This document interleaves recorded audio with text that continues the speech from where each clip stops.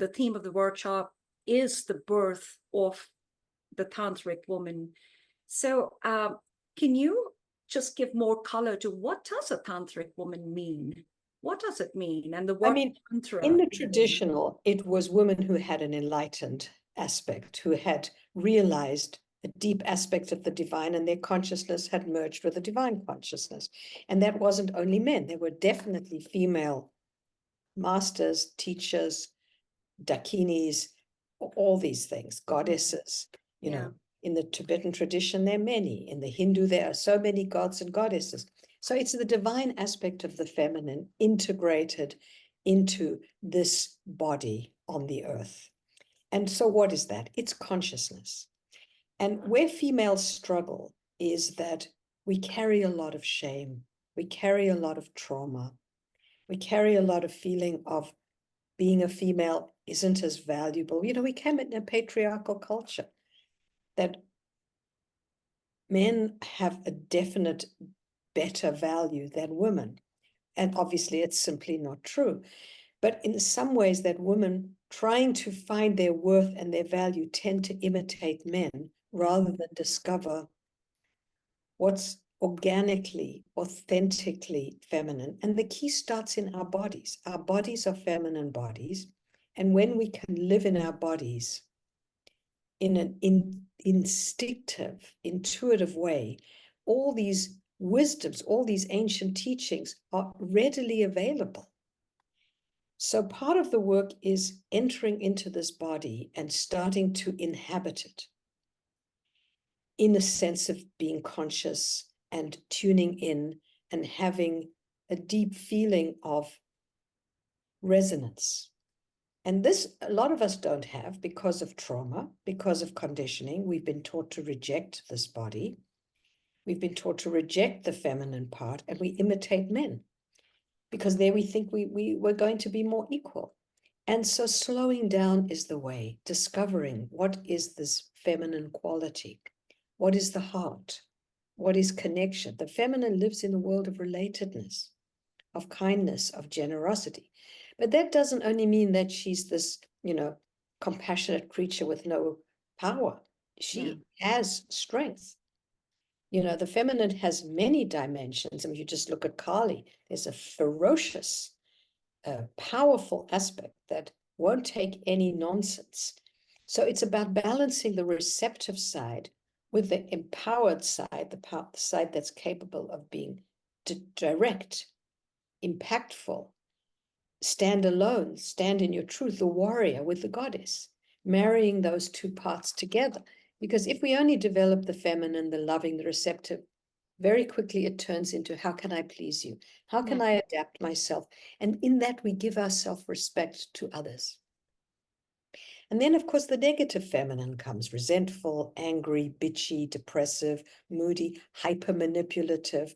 You know, that is what we've been trained as women, but and fighting with other women, rivalries, jealousies, horrible things. But that's part of the conditioning. But when you really love yourself and it's kind of like an inner dwelling, when you can live in yourself with full acceptance.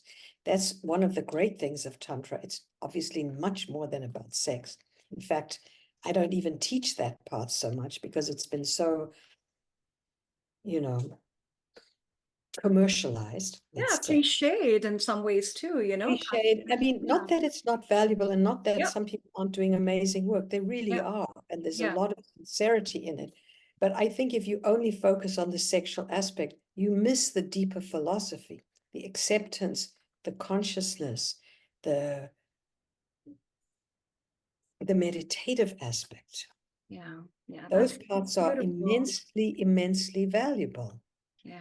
You know, the esoteric aspects, not that that's my domain. There are a lot of people who it is their domain and they're doing beautiful. I'm psychological.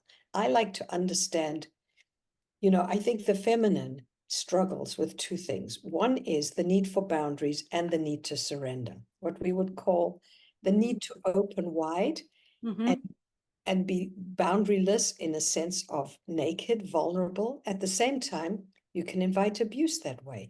So you also have to have guardrails to protect your feminine, rather than agreements and boundaries, but a sense of we need protection and we need connection. And we can say no, and we can say what we want. So that's the level of empowerment. It's a sense of clarity that allows you to merge and open very deeply, but without inviting abuse or compromising. Wow, that is so insightful, so profound, Vasu. And I was Self-esteem is the bottom of that. You can't have a boundary if you don't love yourself, because you'll be so afraid of upsetting others, and then others won't like you. The female is scared of being alone. The empowered female is completely comfortable in intimacy, yet completely comfortable alone. She's not in a needy place, but that doesn't mean she can't really have close connections and deep connections on all levels.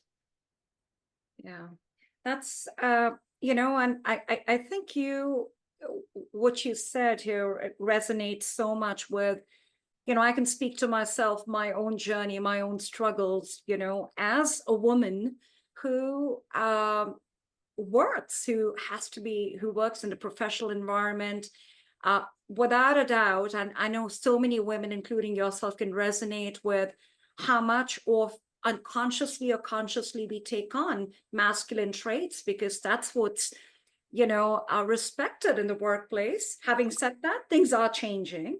There is much more of a need for balance there as well. The feminine ways, the collaborative ways, all of those are absolutely being appreciated. But at the crux of it is women feeling empowered to bring who they are fully to the table. That's it. And daring. There's a level of daring to feel and to speak and to share and to articulate your own truth. Absolutely. It's not, powerful men have been afraid, but society's been afraid. Yeah. Because powerful women can be disruptive, but we have to be disruptive as long as we can do it with kindness, not with judgment, not with aggression. But women's voices are being heard. This is a new phase for women. We had the Me Too movement. We've had a lot of places where we've looked at how many years men could get away with treating women badly. And I don't blame men. You see, a tantric woman loves men. Yeah. It's not like you've got to be contemptuous of men because men have been horrible to you. That's a layer we have to work with. The tantric woman is a woman who loves and appreciates men, the masculine, and men in their vulnerability. There's a lot that goes on in this. And of course, also, we learned from our mothers. Our mothers were not the most enlightened people. No. They basically said a woman is only of value when she marries. So a man has chosen her. If she's chosen, then she's not like on the shelf. Yeah. Women had to be in partnership. Women don't have to be in partnership. They can be alone. This whole stigma around women can't be alone. And if you're alone, you have to feel like, well, you weren't chosen. You weren't good enough. You were rejected. The amount of pressure and shame that goes on in women to couple. So we couple, we haven't even been sure this is the right person. And we miss our lives. Or we marry people who maybe our parents wanted us to marry, but not even what we really wanted. And a lot of unhappiness comes from that.